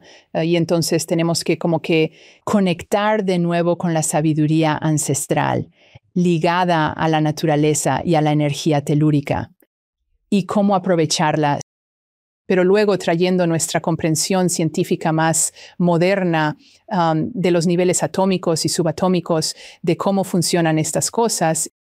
Y a medida que podamos unirlas, creo que hay una realmente hermosa nueva tecnología que puede surgir que va a estar realmente en armonía con la naturaleza, en lugar de intentar todo esto, bueno, ya sea tratar de controlarla o toda esta disonancia que estamos creando ahora mismo. O sea, todos estos campos de contaminación electromagnética, por ejemplo, encontraremos una nueva tecnología que realmente mejore la vida y esté en armonía con la naturaleza, en lugar de, ya sabes, ruido. Casi combativo. Sí, en cierto modo. Mencionaste el oro como un cristal y los metales como un cristal. Sabes, el oro es algo que me ha fascinado por bastante tiempo. El lado histórico, el lado espiritual. Pero quería preguntarte, tipo, no importa quién seas en el mundo, en qué cultura estés ahora mismo, el oro es oro, punto. O sea, no hay una cultura en algún lugar intermedio, en algún lugar que esté usando el oro como, ya sabes, desperdiciando oro o tirándolo. Generalmente todo es muy precioso. Así es, mantiene su valor. Tiene valor, pero no tiene sentido. Es algo crudo, es un cristal o un metal. Así que como que, ¿tú qué piensas? Lo que pasa es que está dentro de la humanidad el reconocer que el oro y la plata, en menor medida, esos dos metales, pero específicamente el oro, tiene tanto valor. Aparte de eso, los aspectos utilitarios, porque el oro es extremadamente útil en tecnologías y cosas que hace. Pero a lo largo de la historia, el oro es oro y es simplemente fascinante. Bueno, creo que en la antigüedad el oro era un representante del sol. Es una energía muy solar. Y ¿sabes? En la antigüedad, cuando veían al sol como, ya sabes, representante de Dios, bueno, el oro es esa frecuencia de Dios en la tierra y, ya sabes, cuando reflejaba la luz, brillaba como el sol. Es incorruptible. Claro, el oro no se oxida, por ejemplo, mantiene su brillo y no se corroe fácilmente. No se puede destruir el oro. Sí, es ese tipo de metal perfeccionado, puro, mientras que algo como el plomo es muy sucio. La plata, aunque es preciosa, se puede oxidar y perderá su brillo. Eventualmente el cobre sí, el cobre se oxida, ¿sabes? Entonces el cobre es útil, pero también se oxida y se corroe. Así que el oro era realmente precioso porque estaba perfeccionado y no era corruptible como lo eran algunos de los otros metales. Y entonces tenía un valor y veían que era un representante de la energía solar. E incluso dónde se encuentra el oro en el planeta, ¿sabes? Hay algunas tradiciones dentro de la sabiduría alquímica que la franja que el sol traza mientras se mueve por el cielo durante el año es en esos lugares donde puedes encontrar oro en varias minas, mientras que la luna, hay una franja donde la luna como que traza por el cielo y ahí es donde encontrarás plata. Y Venus, donde Venus como que traza es donde vas a encontrar cobre. Así que cada uno de estos se asocia con los 7 metales y los 7 planetas, visibles a simple vista en la antigüedad. Es simplemente fascinante y no sé mucho sobre, ¿es titanio o platino? ¿Cuál es más raro? Platino. El platino tiene algo similar al oro en cuanto a, digamos, su incorruptibilidad. Sí, es de los metales nobles. Lo es, ¿verdad? Nobles. Entonces es similar. También es mucho más raro, ¿no? No sé qué tan raro sea, pero sí. Entonces mi punto es como que, ¿por qué a lo largo de la historia la gente simplemente inherentemente como a nivel celular, entiende que sin importar en qué cultura estés, dices, sí, eso es? Bueno, creo que pueden reconocer que hay algo único en él. Es raro, especial, ¿verdad? No es algo que se vea tan comúnmente. No es tan abundante como, digamos, el agua o la tierra, ¿verdad? Entonces, hay cosas que cuando son más raras tienen un valor inherente. Justo ahora, otra cosa de la que quería hablar contigo es la proporción áurea. Y has hablado de vivir en la proporción áurea. Y explícale a la gente qué es la proporción áurea. Y tengo mucha curiosidad sobre, o sea, ¿cómo vives dentro de la proporción áurea? Ok, entonces la proporción áurea es una proporción Y, sabes, hay dos maneras de verlo. Por ejemplo, hay algo llamado la secuencia de Fibonacci, que es una serie numérica, una serie que es un 0 y un 1, y cuando sumas 0 y 1, obtienes 1, entonces 1 es el siguiente número en la serie, y sumas 1 y 1, eso te da 2. 1 y 2 es 3, 2 y 3 es 5, 3 y 5 es 8. 5 y 8, 13, 0, 1, 1, 2, 3, 5, 8, 13. Y sigues sumando. Y luego cuando tomas la proporción, sabes, 1 a 1 es 1, ¿verdad? Pero luego 1 a 2 es, ok, eso es 0.5. Y luego 2 a 3.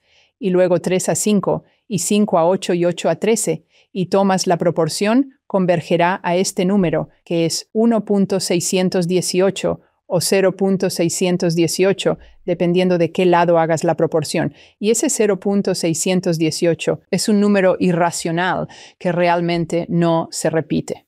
No puedes realmente exactamente representarlo como una proporción perfecta, ya sabes, de números enteros. Es uno de estos números irracionales como pi, por ejemplo, y este es phi. La proporción áurea es 0.618 o el 1.618. Se ve de ambas formas. Pero la proporción áurea en la que estoy pensando es más bien como la... Claro, esa es la otra forma. Esta proporción es, ¿sabes?, el relativo espaciado de las cosas, ¿verdad? Si tomo por ejemplo, nuestro cuerpo es perfecto, ¿verdad? Somos proporción áurea. La longitud de esta falange hasta el nudillo y luego desde esa longitud hasta el siguiente nudillo es la proporción áurea y de esta a la siguiente es una proporción áurea y del dedo a la palma es una proporción áurea, de la mano entera al antebrazo es la proporción áurea, del antebrazo al cuerpo, del bíceps, todo en nuestro cuerpo es proporción áurea. Y esto es lo que el hombre de Vitruvio de Leonardo da Vinci intentaba mostrar. Él mostró la perfección. Y cuanto más el cuerpo de alguien, no el cuerpo de todos es exactamente así, pero cuanto más el cuerpo de alguien está más y más cerca de esa proporción áurea, más, digamos, estéticamente agradable. Pensaríamos que lo veríamos como bello porque hay una mayor proporcionalidad, hay una mayor armonía en ello, pero también puedes aplicarlo, ya sabes, la galaxia espiral, la concha, la forma en que el helecho se desenrolla. Todas estas son espirales áureas, entonces su forma de expandirse en espiral es también de acuerdo con esta proporción áurea. Está por toda la naturaleza. Sí, en todas partes. Sí, pero también es música, ¿verdad? Entonces, cuando buscas la armonía en la música como la quinta perfecta en una octava, ¿verdad? 5, 8 es proporción áurea o la tercera a la quinta es proporción áurea. Siguen esos mismos números en la secuencia de Fibonacci y lo que los pitagóricos en las antiguas escuelas de misterios griegas decían es que decían que la geometría es música congelada. Los mismos principios, los mismos que se aplican a la armonía de lo que es estéticamente agradable al oído, son las mismas proporciones que se aplican a lo que es estéticamente agradable a la vista. Y así tienes esta armonía que viene con la proporción áurea. Y esa proporción áurea también es un número que es como el ritmo de la vida, mejora la vida, siempre está evolucionando y acelerando hacia el siguiente nivel de armonía. Cuando se trata de vivir en la proporción áurea, tuve un episodio de enseñanzas misteriosas, ¿verdad? Creo que hablé de ello desde la perspectiva de la numerología vitruviana. Sabes, la mayoría de la gente considera contar sus números. Si quiero ir del punto A al punto B, tengo el paso 1, paso 2, paso 3, paso 4, paso 5, 1, 2, 3, 4, 5, 6, 7, 8, 9. Y es un paso a la vez, es muy lineal. Pero si viera cómo llegar allí desde una perspectiva vitruviana o desde una perspectiva de proporción áurea, sería el paso 1, 1, luego otro paso, luego 2 pasos, luego 3 pasos, luego 5 pasos, luego 8 pasos, y estoy dando saltos. Para llegar allí, en lugar de solo 1, 2, 3, es como pensar, ¿cómo doy un salto para llegar allí? Sí, como que te multiplicas más rápido. Sí, la áurea. Por la proporción áurea, en vez de ir secuencialmente, vas 1, 5, 8 y así. En la proporción áurea. Sí, ese es Es un punto de vista interesante, ¿no? Una cosa que cuando decías que la proporción áurea es algo que con la música es muy atractivo, lo visual es muy atractivo. Como cineasta, al encuadrar una toma, hay una forma de hacerlo dentro de la proporción áurea. Nos enseñaron eso en la escuela de cine, que debes tener una toma en el medio. Hay un punto donde puedes hacer eso, pero al moverlo hacia la derecha solo un poquito, es una imagen más agradable, es una imagen más interesante, a diferencia de justo en el centro. Hay momentos para hacer eso, pero automáticamente puedes decir, ok, parte de la proporción áurea. Sí, sí, sí. Entonces puedes tomar como una disposición rectangular correcta de la proporción áurea y luego rectángulos dentro de rectángulos. Puedes dibujar la espiral dentro de eso. Sí. Y ya, es muy interesante ver eso, cómo se aplica. Oh, sí, se aplica. Está en cinematografía y arte, pero en cinematografía puedes como... Tienes razón, es un triángulo dentro de otro. Algunas de las cosas más complejas, como cuando ves una película de Stanley Kubrick, que es una clase magistral en cualquiera de sus películas, la ves y observas, y tú como que han sacado fotogramas y dicen, mira lo que hizo aquí. Pasan tantas cosas, es tan profundo que ni siquiera te das cuenta. Solo lo ves y piensas, oh, se ve genial, genial. Pero algo está sucediendo. Y aquí cuando ves una imagen así por la forma en que está dispuesta. Sabes, también es interesante como con los músicos, por ejemplo, cuando son realmente dotados en la capacidad auditiva, de forma innata, intuitiva, afinan sus instrumentos. Si solo usan su propio sentido de afinación y lo sienten, lo afinarán en una proporción áurea escala de afinación, una escala de afinación natural en contraposición a nuestra escala de afinación estandarizada, porque de hecho se siente y suena mejor y más agradable a sus oídos, así que está un poquito desviada de lo que son nuestras escalas de afinación estandarizadas. Pero sí, naturalmente, como que resuena más con el sistema humano cuando escuchas la escala de afinación pitagórica o natural. Otra cosa que se me ocurrió cuando hablabas de la proporción áurea es cuando mencionaste el viaje del héroe, volviendo al viaje del héroe. Cuando Joseph Campbell descubrió el viaje del héroe y como que nos lo explicó a todos en el mundo. Esa es proporción áurea de la narración. Porque si cuentas una historia usando el viaje del héroe, es más agradable de ver.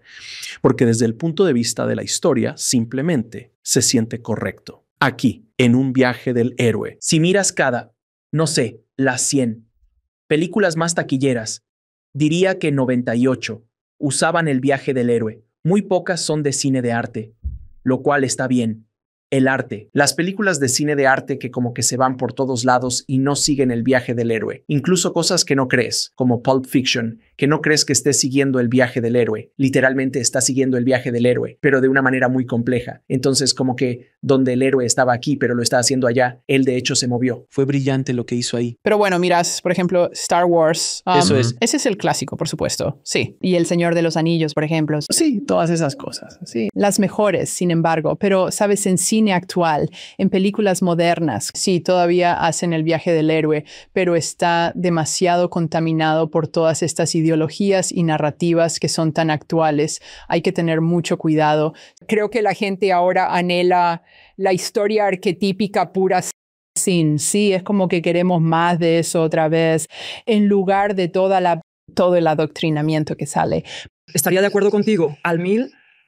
La calidad desapareció. No, porque es como si estuvieran mezclando cosas. Creo que por eso la gente se está alejando de nuevo de los medios tradicionales como declaración general. Simplemente dicen, esto ya no resuena porque es tan obvio, ya ni siquiera es sutil, como que están tratando de meter su ideología por ambos lados. Totalmente de acuerdo. Ambos lados no es donde algo como Star Wars es literalmente puro. Eso no hay muchas películas de los 70 que esta generación esté viendo de forma constante. Sí, exacto. Rocky sería otra. Toma esas películas viejas, rehazlas hoy. Pero eso ya lo hacen. Sí, pero que no la toquen. Cuadro por cuadro. Pero como una película como Rocky. Ejemplo perfecto de una película que, por ejemplo, yo vi, se la enseñé a mis hijas el otro día y fue como que la están viendo. Dicen, es más lenta. O sea, sí, es más lenta, sí, pero le agarraron la onda. Lo descifraron. Dicen que disfrutan mucho más como Rocky 3 o Rocky 4, que es un poco más rápida, un ritmo un poco más rápido. Sí, él. Creo que lo perfeccionó en ese punto. Y la fórmula se perfeccionó. Pero luego esa fórmula ha sido replicada 1,000,000 de veces. Se vuelve como que no hay nada realmente nuevo bajo el sol. No hay nada. Pero cuando salió fue revolucionaria. De nuevo volvemos a la proporción áurea. Creo que desde un punto de vista narrativo, que somos criaturas de historias. Así es como pasamos el conocimiento. ¿Sabes? Espiritualidad. Y como dice George Lucas, lo esencial de nuestra sociedad se transmite a través de las historias. Sí. Las obras de arte más perdurables y grandiosas, como el arte renacentista, cuanto más incorporaban esa proporción áurea, más a través del tiempo todos lo ven como, wow, es espectacular, atemporal, como que esa es la perfección. Sí, es una medida de perfección. Sí, ves a Dickens, ves a Shakespeare y empiezas a ver lo que hicieron en ese entonces y te quedas como, vaya, las cosas aún se mantienen, como que todavía perdura, o sea, no es anticuado. Digo, ya sabes, lee Cuento de Navidad. Es como es la perfección. Está tan hermosamente escrito. Sí, y desde una perspectiva esotérica, la proporción áurea va a ser como el ritmo del universo, el latido del universo. Y entonces, cuanto más nos sintonizamos con ella, más nos alineamos con ese flujo del universo, en lugar de una forma como limitada, humana, de pensar sobre las cosas desde ese lugar lineal. Esto es, vivir en esa proporción vitruviana o esa proporción áurea. Entonces antes de que terminemos, quería hacerte esta pregunta porque estoy fascinado y de nuevo podría hablar contigo otras 5 horas. Sobre el ADN, despertar el ADN dentro de ti para expandir la conciencia. ¿Qué significa eso? ¿Sabes? Porque entiendo qué es el ADN, entiendo qué es la conciencia. ¿Cómo diablos expandes o abres o despiertas el ADN dentro de ti para alcanzar una conciencia superior o expandir tu conciencia? Sí, nuestro ADN, lo que la ciencia sabe ahora, solo entienden quizás un 5% de nuestro ADN. Y, ¿sabes? Quizás un 3% codifica proteínas que dan tus características.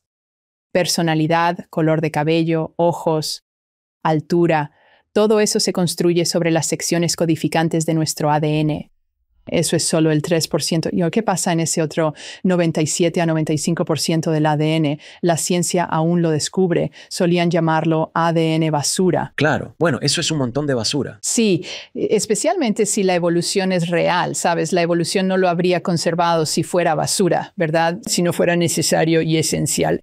Y cuanto más la ciencia explora más allá de solo los genes, de las secciones codificantes, exploran la epigenética, interruptores que encienden y apagan genes, es una capa encima de los genes, y ven que, esas capas epigenéticas son sensibles al entorno, el entorno local, la química, los niveles de estrés, tus actitudes, las elecciones de estilo de vida que estás tomando, lo que estás consumiendo, cuánto ejercicio estás haciendo. Todas estas cosas sobre las que tenemos elección personal realmente afectan. Si nuestros genes y sus interruptores se encienden o apagan, luego hay otra sección del ADN que está en las secciones no codificantes, que de hecho está a cargo de la morfología, es decir, cuánto se retuerce el ADN y qué parte de él es accesible y no accesible para ser replicado. Así que tienes un potencial genético dentro de ti y parte de eso podría ser, ya sabes, mayor capacidad cerebral, parte de eso podrían ser habilidades regenerativas dentro del cuerpo. ¿Sabes? Parte podría ser superinmunidad. Hay capacidad genética en los genes dentro de humanos que están apagados o no son accesibles porque está demasiado enrollado y el ARN no puede entrar y replicarlo, o los interruptores epigenéticos se apagan diciendo no, trabajes con este o no así. Y a veces un gen puede replicarse de múltiples maneras y está aguas arriba en secciones no codificantes que le dicen exactamente cómo replicarse. Entonces, esta otra sección del ADN también trabaja con biofotones. Así que hay algunas investigaciones que se han hecho que muestran que el ADN es tanto un transmisor como un receptor de luz, como el tipo de luz que saldría de un LED. ¿Sabes? Es coherente, son frecuencias muy particulares dentro del rango visible.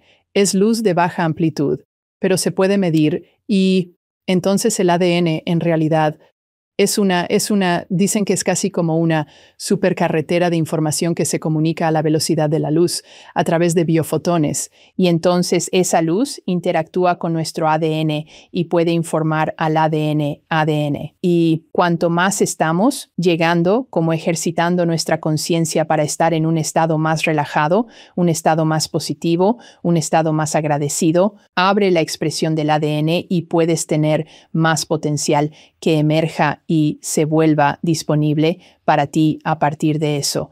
Pero creo que hay un punto donde cuando podemos llevar nuestra conciencia a un estado coherente y dirigir nuestra luz o la luz que recibimos del sol o, ya sabes, incluso terapia de luz LED y la dirigimos hacia adentro para comunicarnos con nuestro ADN positivamente, hay una conciencia, una comunicación ahí entre nuestra mente y nuestro ADN. Entonces, me suena que a medida que evolucionamos nuestra conciencia o expandimos nuestra conciencia como humanidad, estamos empezando a tener acceso a cosas que antes nos estaban bloqueadas. Sí, siempre he dicho que cada pieza de tecnología que tenemos ahora mismo siempre ha estado aquí. Las materias primas siempre han estado aquí. Juntamos las piezas. El rompecabezas, exacto. Vino otro asteroide y apareció el vibranium y ahora podemos hacer funcionar todo gracias a esta nueva tecnología, esta nueva roca que apareció. Siempre ha estado aquí. Estamos teniendo, por fin, parece como humanidad, acceso a información a la que no teníamos antes. Así que cuando estabas explicando lo del ADN fue como, eso suena exactamente como todo lo demás con lo que estamos lidiando. Estamos empezando a entender nuestro propio ADN. Primero, encontramos el ADN, lo descubrimos y desciframos cómo decodificarlo. Y cada vez que oigo es como que desciframos el ADN del humano, el genoma, ¿sabes? Tomó tiempo descifrarlo. Pero incluso ahora decimos, sí, es como el 3%. Exacto. Dicen todo ese dinero y es solo el 3%. Pero eso es todo lo que vemos ahora. Hay mucho más ahí dentro a lo que lentamente. Y ya no tan lentamente, acelerando, tener acceso abrirá cosas en nosotros que podremos vivir más tiempo. ¿Cuáles son los topes? Esas cosas que ponen tope a nuestra vida, línea de vida o los telómeros. Sí. La telemetría. Así que parece que hubo, de nuevo, ahora no quiero meterme con los Anunnaki, pero que el ADN parecía que tiene algunos topes, de modo que si esos topes no estuvieran ahí, podríamos vivir vidas mucho más largas. ¿Es una afirmación justa o no? Bueno, no sé sobre eso. Dime, en ciencia antienvejecimiento, los telómeros, cuanto más largos, más capacidad antienvejecimiento se presenta. Mientras que al envejecer, los telómeros se acortan por la replicación, casi como un cordón de zapato que se deshilacha. Eso lleva al envejecimiento. Los telómeros son importantes para la longevidad. Pero uno querría tenerlos más largos. Sí, más largos es lo que nos gustaría. Sí, exacto. Eso es lo que pasa ahí.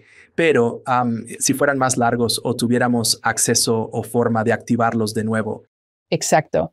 Y como por ejemplo, hay algunas tecnologías de ondas escalares que están saliendo que, sabes, sí interactúan con la longitud de algunos telómeros y ayudan a mantenerla más en un estado armónico en lugar de un estado deshilachado. Así que cuanto más creo que podamos crear ese estado armónico del ser, más antienvejecimiento habrá.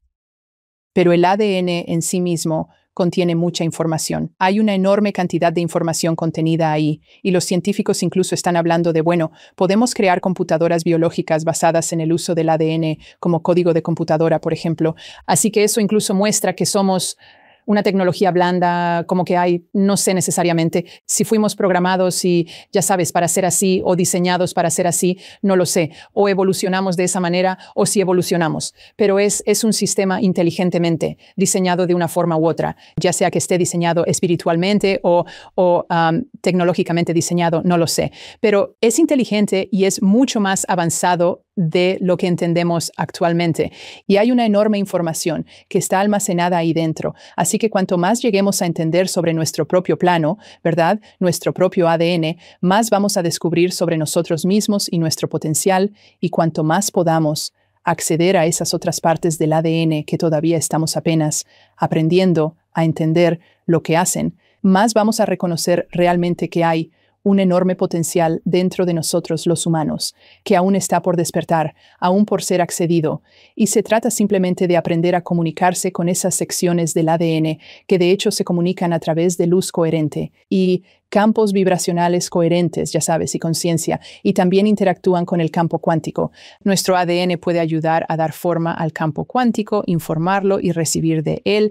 El ADN es un puente importante entre nosotros y nuestro mayor potencial. ¿Y la IA ayudará a decodificarlo? Podría ser, sí. Ya está computando mucho más rápido que... Sí, ya la están usando para decodificar, ya sabes, varios genes y medicamentos para, ya sabes, apoyar varias cosas interesantes, así que sí, vendrá mucho más con la IA y eso. Y oí por ahí, no sé si es verdad o no, pero que en algún lugar de Rusia están intentando ensamblar el ADN de mamuts extintos.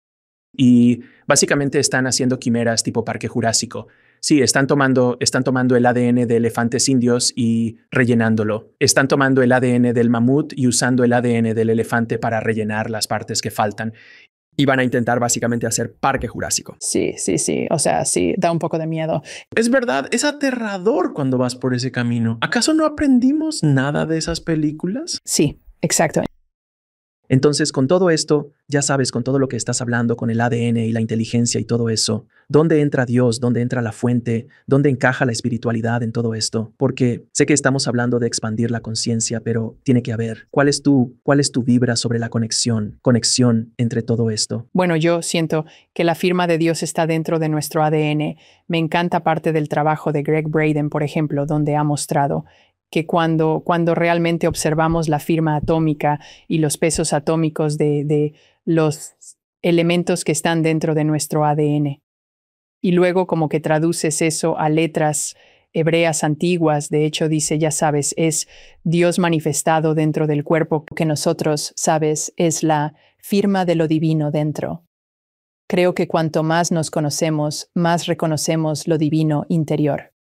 Y que, sabes, en última instancia, creo que cualquier cosa que nos ayude a conocernos mejor nos lleva a lo divino, mientras la ciencia ahora tiende a ver solo la perspectiva material y tecnológica. Pero creo que cuanto más usemos la ciencia para conocernos a nosotros mismos, más coincidirá con lo que la filosofía espiritual antigua nos dice hace miles de años. Teresa podría hablar contigo otra hora fácilmente. Espero con ansias nuestra próxima conversación. ¿Dónde puede la gente encontrar más sobre ti y tu trabajo? Pueden ir a teresaboullard.com y también a quantumlearningacademy.co. Siempre es un placer tenerte. Estas conversaciones son tan encantadoras y me encanta. Hay pocas personas con las que puedo tenerlas desde tu punto de vista. Te agradezco a ti y todo lo que haces para ayudar a despertar este planeta. Gracias. Y siempre disfruto estas conversaciones. Van en tantas direcciones diferentes, pero son muy, muy interesantes. Así que gracias, Alex. Gracias por ver. Haz clic en uno de los videos de abajo para continuar tu viaje y no olvides suscribirte.